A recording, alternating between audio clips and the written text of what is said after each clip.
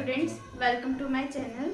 Today we discuss the topic decomposition of price effect. जो price effect होता है उसको हम ब्रेक कर सकते हैं। जो प्राइस इफेक्ट होता है उसको हम ब्रेक कर सकते हैं दो फोर्सेस में, क्योंकि वो दो फोर्सेस के द्वारा जो भी आपका इफेक्ट होता है प्राइस का वो आता है। दो रीजंस की वजह से आपका प्राइस इफेक्ट आ सकता है। तो फर्स्ट है हमारा सब्सटीट्यूशन इफेक्ट, सेकंड है हमारा इनकम इफेक्ट। आई रिपीट कि दो फोर्सेस की वजह से जो आपका प्राइस इफेक्ट है वो डिवाइड हो जाता है, एक सब्सटीट्यूशन इफेक्ट में, एक इनकम इफेक्ट में।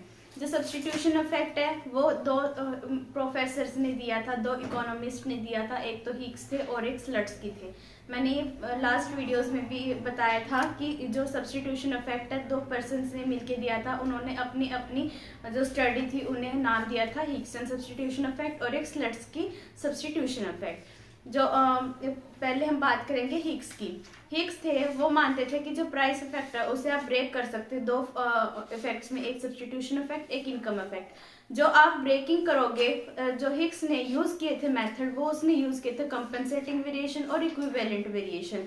और जो स्लट्सकी थे उन्होंने ब्रेक करने के लिए प्राइस इफेक्ट को दो फोर्सेस में उन्होंने जो मेथड यूज किया था वो क्या था, कॉस्ट डिफरेंस मेथड। तो हम पहले देखते हैं हिग्स का कंपनसेटिंग वेरिएशन मेथड।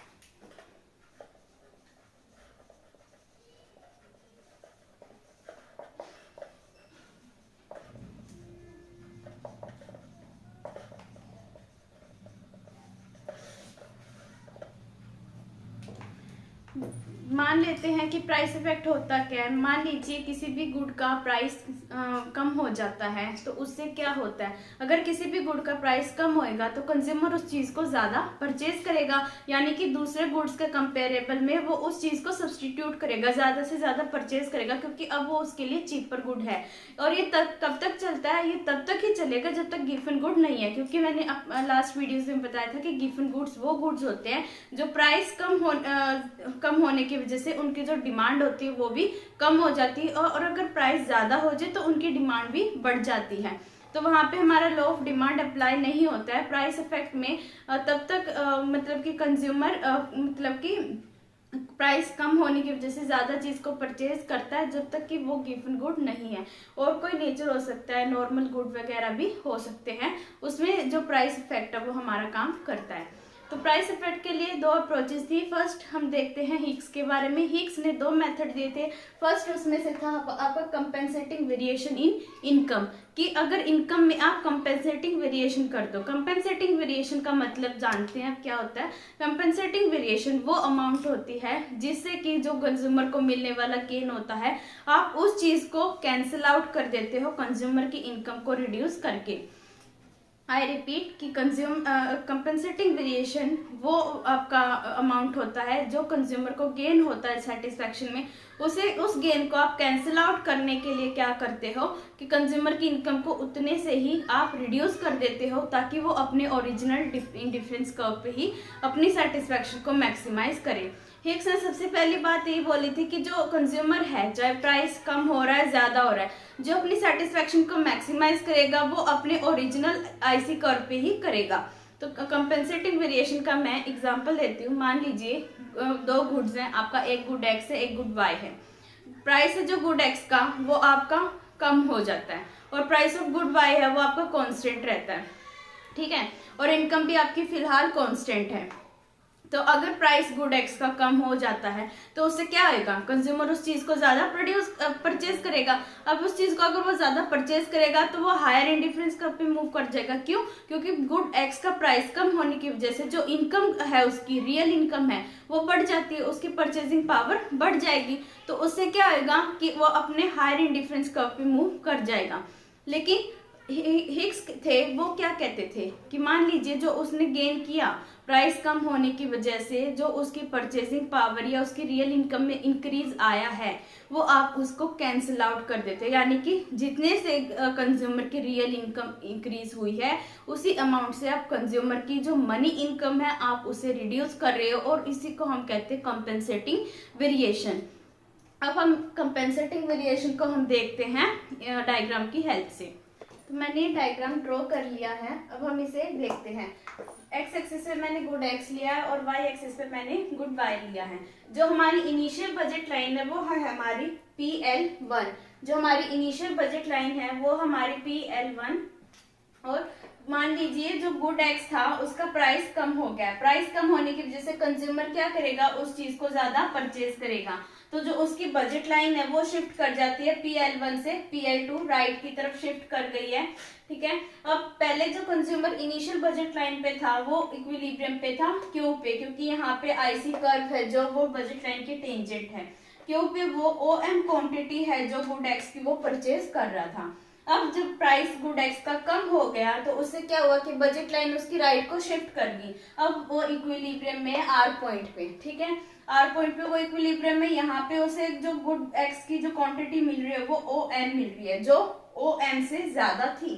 अब हिक्स क्या कहते हैं कि कंज्यूमर बेशक, मतलब कि अगर प्राइस कम हो रहा है वो उस चीज को बेशक ज्यादा खरीद रहा है, उसके लिए और ज्यादा चीपर हो गया देन गुड बाय, फिर भी जो कंज्यूमर होएगा वो अपने ओरिजिनल आईसी कर्व पे आएगा। अब ओरिजिनल आईसी कर्व पे आने के लिए क्या करते हैं कि उतनी से ही मतलब कि कंज्यूमर की इनकम को आप रिड्यूस कर देते हो। जो उसकी मनी इनकम होती है आप उतने से रिड्यूस करते हो जितने से कि उसने उस सेटिस्फेक्शन को अचीव किया है। यानी कि जितना उसकी सेटिस्फेक्शन में इंक्रीज आया था आपने उतने से उसकी जो मनी इनकम है वो आपने रिड्यूस कर दी, ताकि कंज्यूमर को फोर्स कर सको कि वो अपने ओरिजिनल आईसी कर्व पे आ जाए।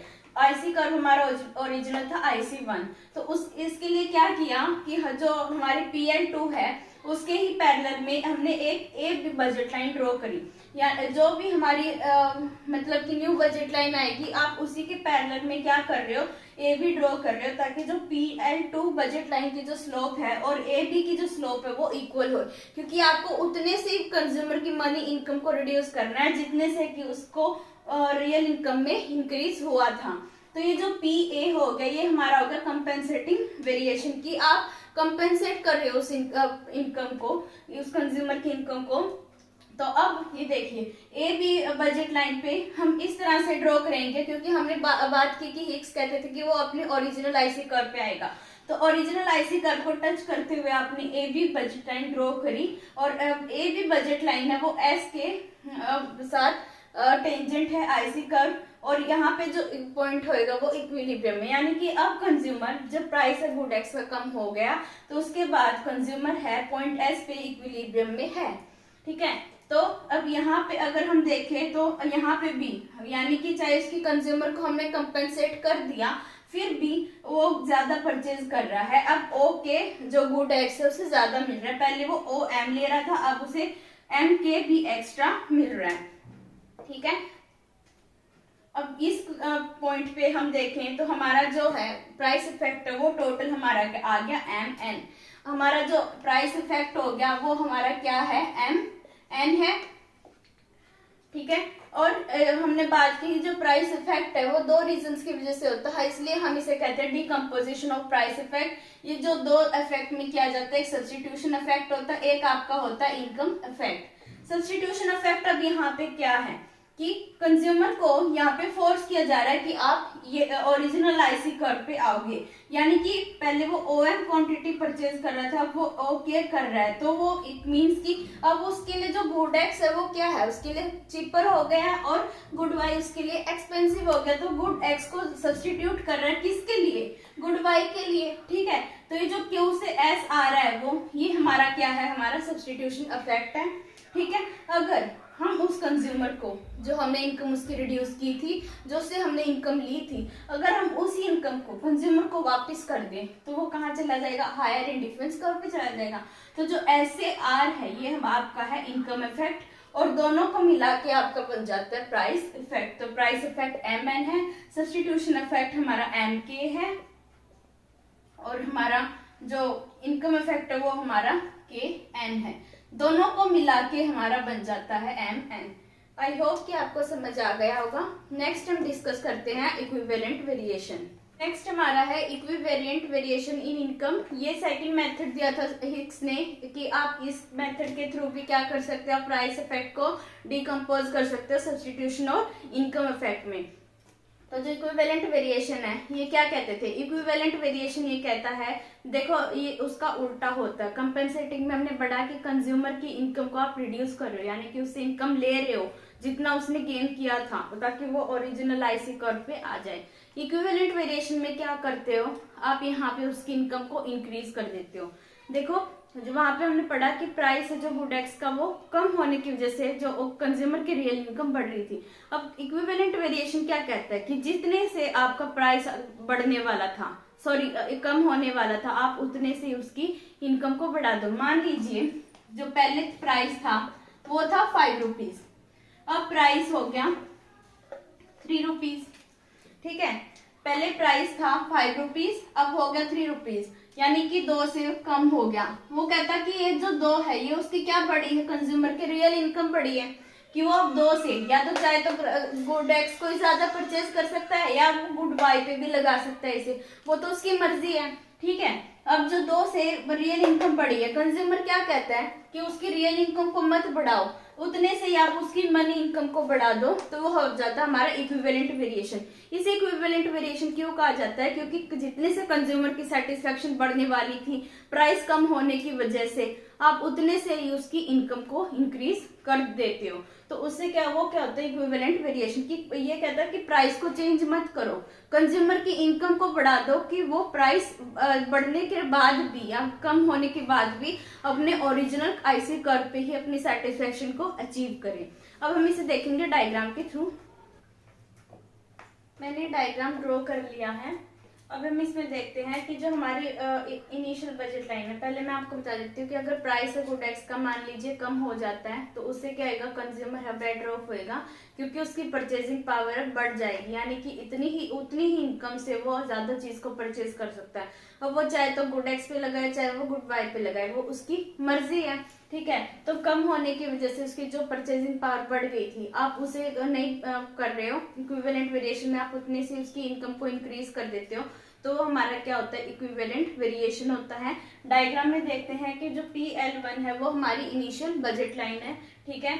गुड एक्स का मान लीजिए प्राइस कम हो गया, तो कंज्यूमर क्या करेगा, गुड एक्स को ज्यादा परचेज करेगा, तो उसका जो बजट लाइन है वो शिफ्ट कर गया PL1 से PL2 राइट की तरफ।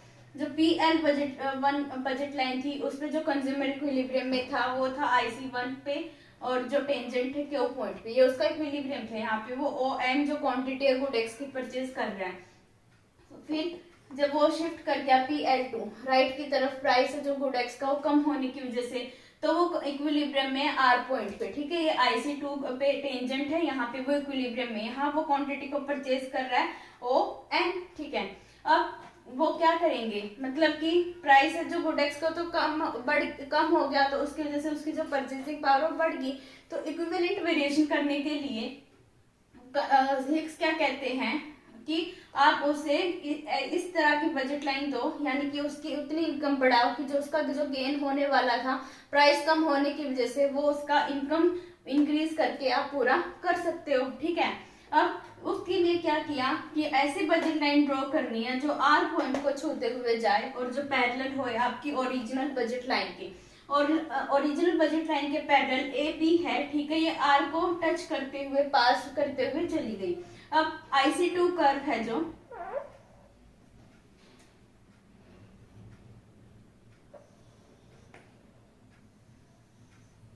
वो S पॉइंट पे इक्विलिब्रियम में है, AB budget line IC2 curve tangent है S पॉइंट पे, तो उसका क्या हो गया, इक्विलिब्रियम हो गया, ठीक है। अब यहाँ पे जो है कंज्यूमर OH क्वांटिटी है वो गुड एक्स की परचेज कर रहा है, पहले से तो ज्यादा ही कर रहा है क्योंकि उसका प्राइस क्या हो गया, कम हो गया, ठीक है। लेकिन S पे वो इक्विलिब्रियम में नहीं है, क्योंकि उसके लिए अब जो गुड एक्स है वो सस्ता हो चुका है, अब वो उस चीज को ज्यादा परचेज करेगा क्योंकि उसकी इनकम बढ़ गई। तो ये जो AP है ये हमारा क्या इक्विवेलेंट वेरिएशन है, कि उतने से कंज्यूमर की आप इनकम को इंक्रीज कर देते हो जितने से कि उसकी सेटिस्फेक्शन में इंक्रीज आने वाला था। तो अब वो S पॉइंट पे इक्विलिब्रियम में नहीं होगा, क्योंकि वो उसे पता है कि वो और क्वांटिटी को परचेज कर सकता है, क्योंकि उसके लिए गुड एक्स क्या सस्ता है, तो उस चीज को सब्स्टिट्यूट करेगा। वो सब्स्टिट्यूट करने के लिए और ज्यादा परचेज करेगा। तो अगला जो पॉइंट है टेंजेंसी का, वो आर पॉइंट पे, तो आर पॉइंट एस से वो जब आर की तरफ मूव कर रहा है तो ये उसका क्या है, सब्स्टिट्यूशन अफेक्ट है, कि वो सब्स्टिट्यूट कर रहा है, गुड एक्स को ज्यादा परचेज कर रहा है गुड वाई के कंपेयर, क्योंकि अब उसके लिए ज्यादा चीपर है और ये ज्यादा एक्सपेंसिव है। तो ऐसे आर पे वो मूव कर रहा है, तो ये हमारे क्या हो गया, सब्स्टिट्यूशन इफेक्ट हो गया। प्राइस इफेक्ट होता है substitution effect plus income effect, हमने यही पढ़ा था।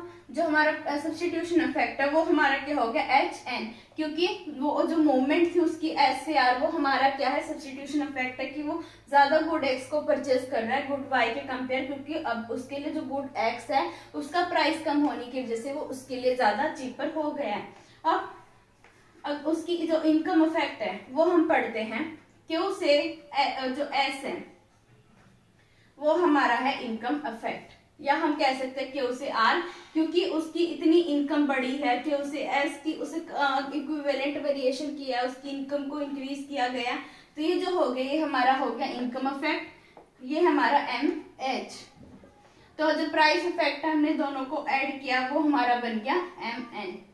ये था हमारा इक्विवेलेंट वेरिएशन, जो हिग्स का सेकंड मेथड था, कि आप इसके थ्रू भी कंज्यूमर की जो इनकम को चेंज करके उसे सेम सेटिस्फेक्शन दे सकते हो, कि उसका जो गेन है वो कैंसिल आउट होके उसके सेम आईसी कर्व पे ही वो अपनी सेटिस्फेक्शन को अचीव करे, भले ही प्राइस जो गुड एक्स का वो कम हो गया रिलेटिव प्राइस का, ठीक है। तो हिग्स ये कहते थे कि जो उसकी प्राइस चाहे वो चेंज हो रहा है, प्राइस बेशक चेंज होए, लेकिन जो कंज्यूमर अपनी सेटिस्फेक्शन को मैक्सिमाइज करेगा वो ओरिजिनल आईसी कर्व पे ही करेगा, वो सेकंड आईसी कर्व या हायर आईसी कर्व पर मूव नहीं करेगा। अब हम करते हैं स्लट्सकी का सब्स्टिट्यूशन इफेक्ट, कि स्लट्सकी क्या कहते थे सब्स्टिट्यूशन इफेक्ट के बारे में। जो स्लट्सकी सब्स्टिट्यूशन इफेक्ट को मेजर करने का जो उन्होंने तरीका बताया था वो बताया था कॉस्ट डिफरेंस मेथड। ये कहते थे कि कंज्यूमर है अपनी जब प्राइस चेंज होएगा गुड एक्स का या गुड वाई का, किसी गुड का प्राइस चेंज हो रहा है, तो जो उसका जो इफेक्ट होएगा या ओरिजिनल आईसी कर्व पे वो अपनी सेटिस्फेक्शन को मैक्सिमाइज नहीं करेगा, वो एक नया अपना आईसी कर्व बनाएगा जहां उसकी सेटिस्फेक्शन मैक्सिमाइज होएगी। यानी कि ओरिजिनल पे जो कहते थे वो हिग्स कहते थे, उनके ऑपोजिट बोलते थे, तो इन्होंने जो अपना मेथड यूज किया था वो किया था कॉस्ट डिफरेंस मेथड।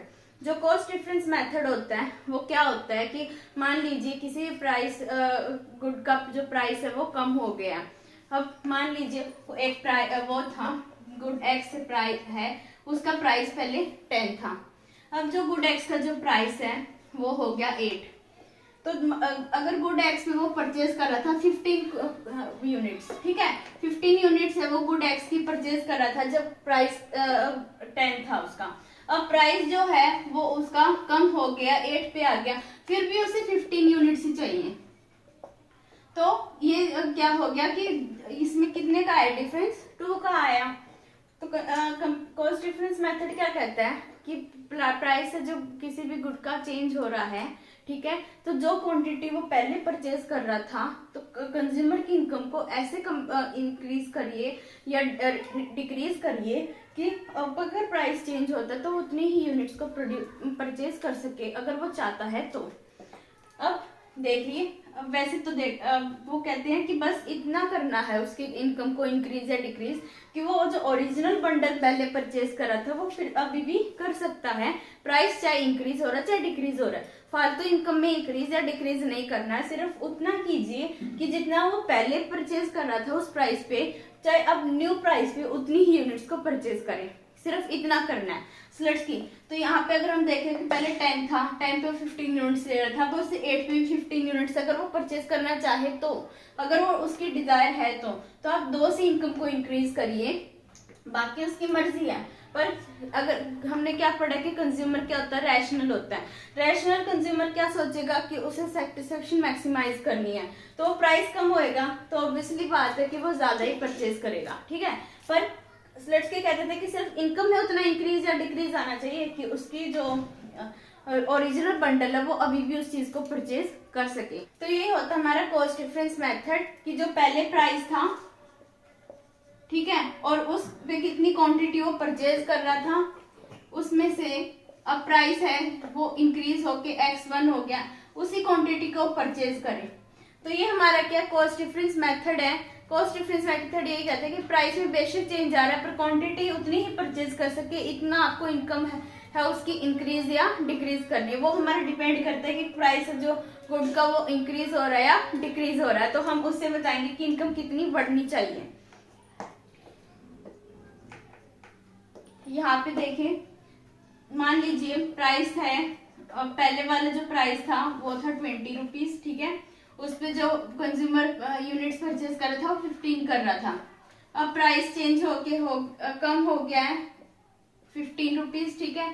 अभी भी उसे 15 यूनिट्स अगर वो परचेज करना चाहे तो 5 का डिफरेंस आया, 15 को 5 से मल्टीप्लाई किया 75, यानी कि उसकी इनकम है 75 रुपीज से इंक्रीज करो कि ताकि उसका ओरिजिनल जो बंडल को परचेज करने की जो उसकी परचेजिंग पावर थी वो उसकी कम ना हो।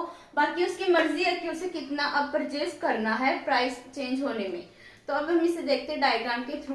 तो मैंने डायग्राम ड्रॉ कर लिया है। इसमें क्या है कि मान लीजिए गुड एक्स का प्राइस है वो कम हो जाता है। पहले जो इनिशियल बजट लाइन थी कंज्यूमर की वो थी PL1, यहाँ पे वो इक्विलिब्रियम में था IC1 कर्व पे क्यू पॉइंट पे, जहां वो OM यूनिट्स गुड एक्स की कंज्यूम कर रहा है और ON यूनिट्स वो गुड वाई की कंज्यूम कर रहा है।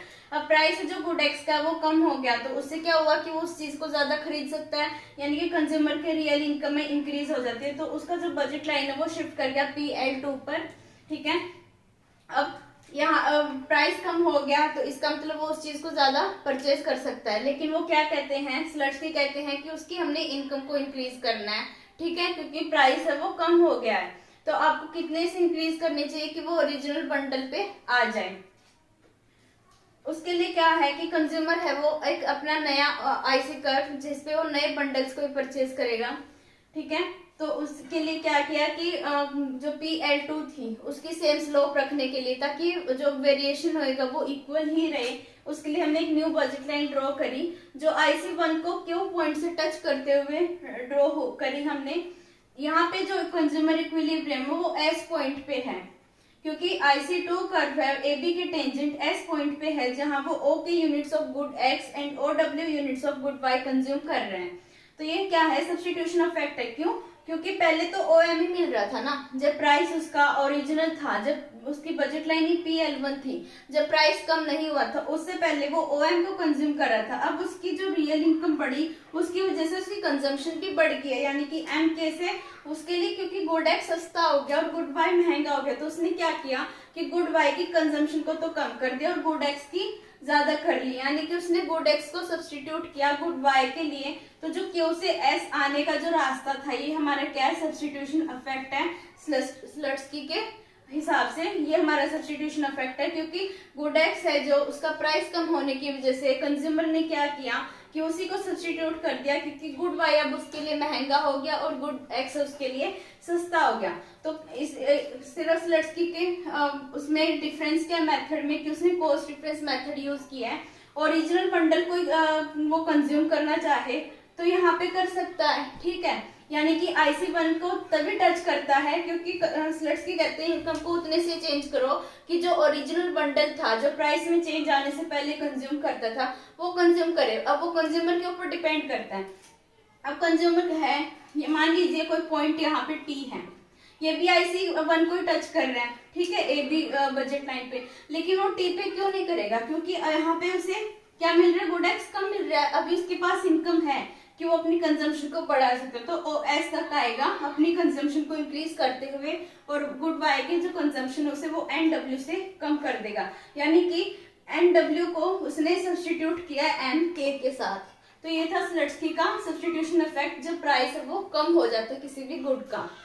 मैंने डायग्राम ड्रॉ कर लिया है। हम केस करते हैं कि अगर प्राइस है कम होने की बजाय प्राइस गुड एक्स का बढ़ जाता है। मान लीजिए गुड एक्स का जो प्राइस है वो बढ़ गया है तो उससे क्या आएगा, अब गुड एक्स है हमें क्या लगेगा कॉस्टली लगेगा, एक्सपेंसिव लगेगा, तो कंज्यूमर कोई भी होएगा वो उस चीज को कम ही परचेज करेगा क्योंकि वो उसके लिए महंगा हो गया। तो इनिशियल बजट लाइन हमारे पास थी PL1 जहाँ पे कंज्यूमर था इक्विलिब्रियम में क्यू पॉइंट पे, IC1 यहाँ पे इसके टेंजेंट है।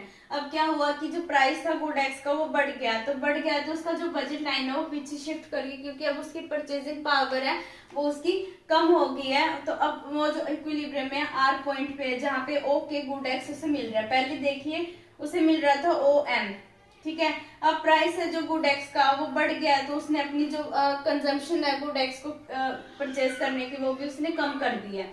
तो अब स्लेट्सकी क्या कहते हैं कि अगर प्राइस है वो उसका बढ़ गया है तो आप इनकम को भी उतने से बढ़ा दीजिए जितने से कि वो अपने ओरिजिनल बंडल को ही कंज्यूम कर सके। ओरिजिनल बंडल था उसका OM, आपको इनकम उतनी ही इंक्रीज करनी है कि प्राइस में चेंज आने की बेशक चेंज आ रहा है लेकिन अभी भी वो OM को परचेज कर पाए। तो अब क्या किया हमने, IC1 को जो टच करते हुए एक पैरेलल लाइन हमने ड्रॉ करी, AB बजट लाइन, ये क्योंकि हमें क्या चाहिए कि वो ओरिजिनल बंडल को अभी भी परचेज कर सकता है अगर वो चाहे, तो उससे हमने टच करते हुए एक बजट लाइन ड्रॉ करी जो टेंजेंट है IC कर्व 3 के S पॉइंट पे। अब S पॉइंट पे उसे OL यूनिट्स मिल रही हैं। अगर हम Q पॉइंट पे देखें जब वो उसकी बजट लाइन AB ड्रॉ हो चुकी है कि कंज्यूमर ने जो इनकम है वो उसकी इंक्रीज हो चुकी, उसकी इनकम चेंज आ गया है। तो अब अगर देखें तो Q पॉइंट पे उसे OM मिल रहा है, ठीक है। अब S पॉइंट पे उसे L मिल रहा है, ठीक है। अभी भी देखें ना तो कंज्यूमर की इनकम में चेंज आने की वजह से वो कम ही परचेज कर रहा है, तो यानी कि S उसका इक्विलिब्रियम पॉइंट नहीं हो सकता क्योंकि यहाँ से मैक्सिमम सेटिस्फेक्शन नहीं हो रही है। तो उसने क्या किया कि गुड एक्स पे आया और वो OM को परचेज कर रहा है, लेकिन ये तो उसका ओरिजिनल बंडल है, क्योंकि हमने बात की कि जो स्लेट्सकी है वो कहते हैं कि और उसका ओरिजिनल बंडल पे वो नहीं जाएगा क्योंकि कंज्यूमर क्या है, रैशनल है, वो हमेशा अपनी सेटिस्फेक्शन को मैक्सिमम करेगा। तो उसने गुड एक्स की ही क्वांटिटी को कम कर दिया और उसने गुड वाई को परचेज करना शुरू कर दिया, क्योंकि गुड वाई का तो प्राइस सेम है, कांस्टेंट है, वो चेंज नहीं हुआ, गुड एक्स का चेंज हुआ है। तो अब उसके लिए सबसे ज्यादा सस्ता कौन सा हो गया, गुड वाई हो गया। तो उसने क्या किया, इसकी क्वांटिटी को कम कर दिया और उसने गुड वाई की क्वांटिटी को इंक्रीज कर दिया।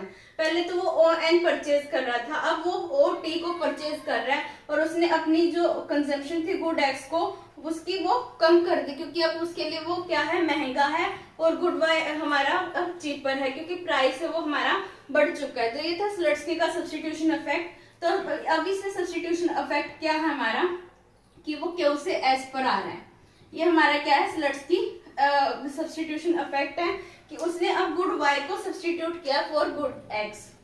तो गाइस ये थी हमारी आज की छोटी सी वीडियो, आई होप आप लोगों को पसंद आई होगी, और अगर आपको पसंद आती है तो प्लीज मेरे चैनल को सब्सक्राइब कीजिए और वीडियो को लाइक कीजिए और शेयर कीजिए।